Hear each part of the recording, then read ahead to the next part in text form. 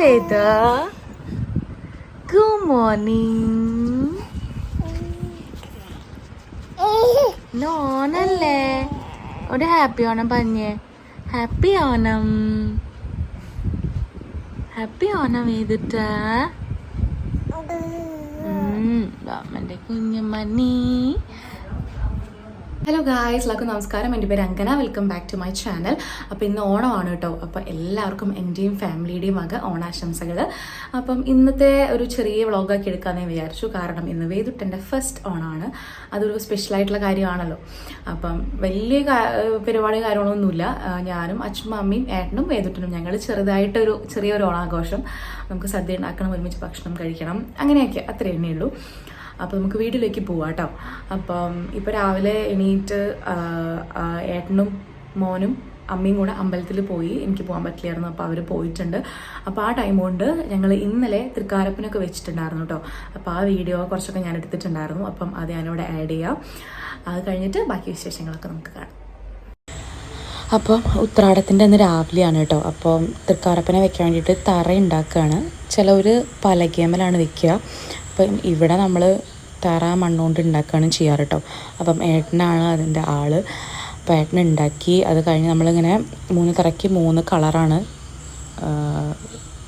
കൊടുക്കുക. അത് കഴിഞ്ഞിട്ട് നമ്മൾ പറയില്ലേ, അലങ്കരിക്കുകയാണ്. അത് കഴിഞ്ഞ് സന്ധ്യയായപ്പം നമ്മൾ വിളക്ക് വെച്ചു, തൃക്കാരപ്പനൊക്കെ വെക്കുകയാണ്. അപ്പം തറവാട്ടിൽ നിന്നും എല്ലാവരും ഉണ്ടായിരുന്നു കേട്ടോ.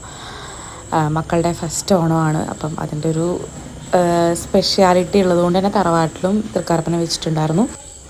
അങ്ങനെ നമ്മളെല്ലാവരും കൂടി തൃക്കാരപ്പന വെച്ചു. അത് കഴിഞ്ഞ് എല്ലാവരും പ്രാർത്ഥിച്ചതിന് ശേഷം പൂ വിളിക്കുകയാണ് കേട്ടോ.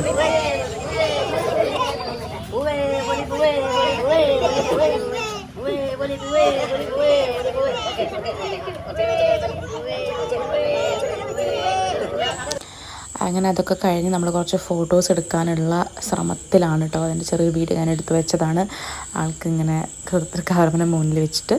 അപ്പം ഇതാണ് നമ്മുടെ വീട്ടിൽ വെച്ച തൃക്കാരപ്പൻ. അതുപോലെ തന്നെ തറവാട്ടിൽ വെച്ചിട്ടുള്ളത് ഇതാണ് കേട്ടോ. ഇവിടെ ഹാപ്പി ഓണം പറഞ്ഞേ.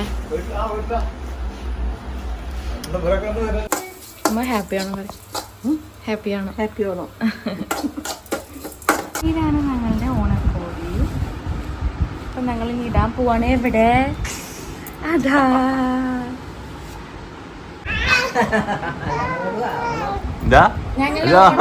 ഓണക്കോടിയാണിത്.